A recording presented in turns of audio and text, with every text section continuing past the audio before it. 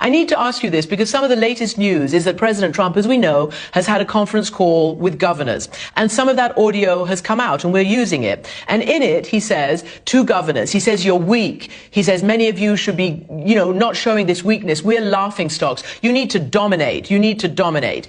I want to ask you not to, if you don't want to, comment on the President of the United States. But is the right direction for police today in this environment to go out and dominate and to show that they're quote unquote not weak? What should the police be doing now to calm this terrible situation?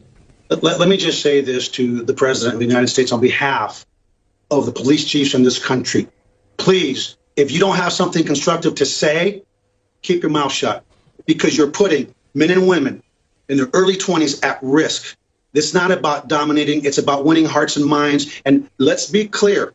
We do not want people to confuse kindness with weakness, but we don't want ignorance to ruin what we've got here in Houston. And speaking for my colleagues across the country, where their officers are being injured, community members are being injured, if you don't have something to say, like Forrest Gump, then don't say it, because that's the basic tenets of leadership, and we need leadership now more than ever. And it hurts me to no end, because whether we vote for someone, we don't vote for someone, it's still our president. But it's time to be presidential and not try to be like you're on The Apprentice. This is not Hollywood. This is real life, and real lives are at risk. And I ask the American people to please join with the police, stand together. Let's shift this to where it needs to be, to the voting booth. Pay attention to the hearts and of the people that we elect. And the reason this stuff happens is because too many people right now in this country that are throwing blocks, bricks and damaging property never bother to vote.